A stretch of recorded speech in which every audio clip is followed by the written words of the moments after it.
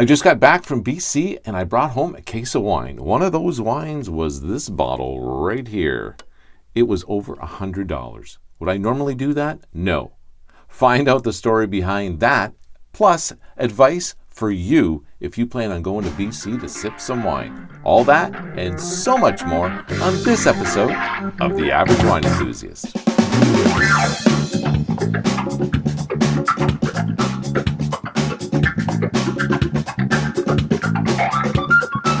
Hi there, everybody. Mike LaPlante here, the Average Wine Enthusiast, talking to you from the Okanagan Valley.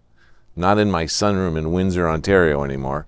I have come here to explore some new wineries, take a trip back to other wineries, and I have to tell you, it's been fun, and I'm on my way back home, but I thought I would record this video here to let you folks know, if you're coming here yourself, that what you are in for is a diverse experience.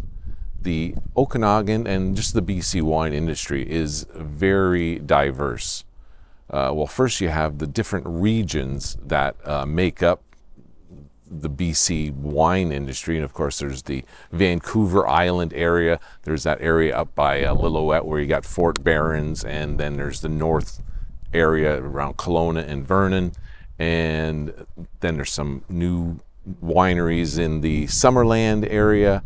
That's where I'm at right now. Actually, I'm in Summerland, and as you can see right across from me, that's the Okanagan Lake, and on the other side of that is the storied Naramata Bench.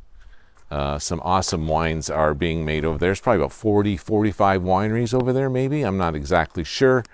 But the number changes all the time. You know, some people have to sell their wineries. Other people are looking to make new wineries. But a very awesome place to, it would be a place you'd absolutely want to come to visit if you're going to be coming to the Okanagan Valley to sip some wines. Farther south, you have Caledon, where Black Market Wine is, and then a little farther south than that is OK Falls. Code is there. See You Later Ranch. Farther south still is Oliver, which is the self-proclaimed wine capital of Canada. And then south of that, very near the Canada-U.S. border, is Osoyoos, where that's where you would find the Black Sage Bench, and the Golden Mile is there as well.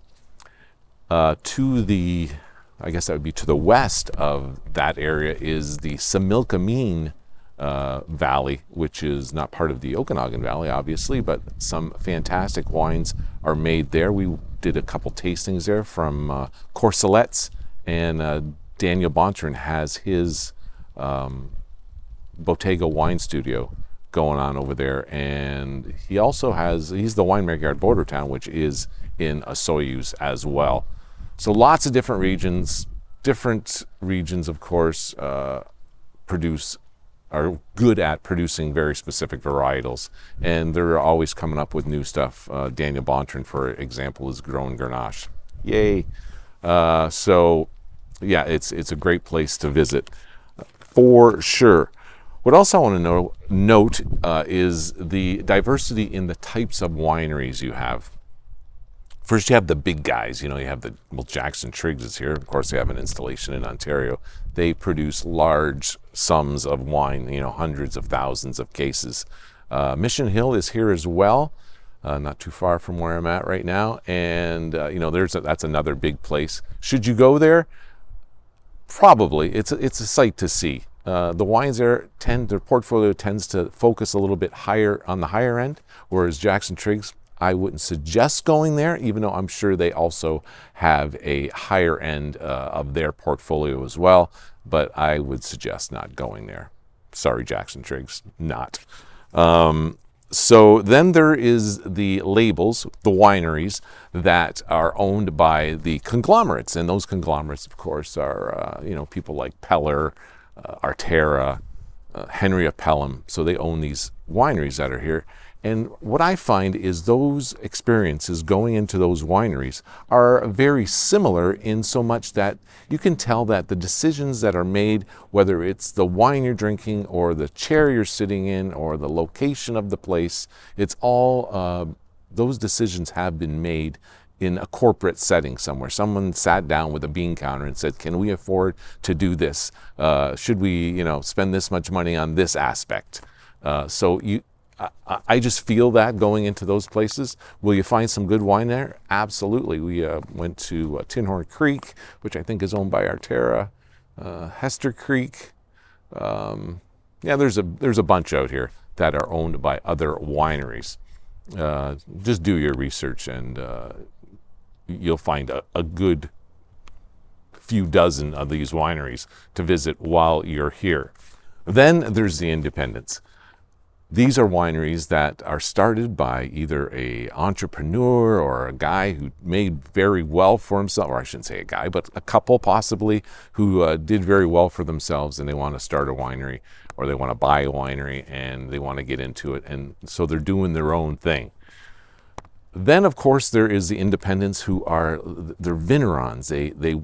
They just are passionate about making wine and they want to grow the grapes. They want to press the grapes, they want to make the wine, and they want to sell the wine in their own setting. There's a bunch of these people here, and those are usually the best experiences. Are they necessarily the best wines? Maybe not.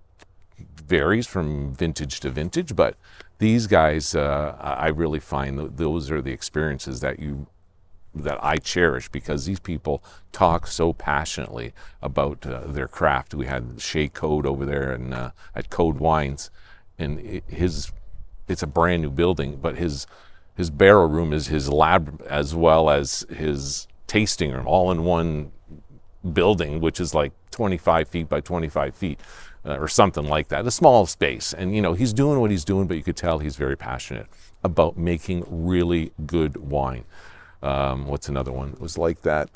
Daniel Bonter in that Bottega Wine Studio, he's the same way. He's got his own building there. He's just, trying to get his thing going. He's been in the business for a long time, but he's trying to get this project off the ground. You can tell this is his baby. Same with Intersection Wines. You got Melissa Smits over there, and she's, she when I got there, she was trying to fix the scale wiring for the grapes that come in, but she's also the person out in the vineyard who is pruning, and she's of course pressing the grapes and fermenting and punching and all the great stuff that a vigneron can do.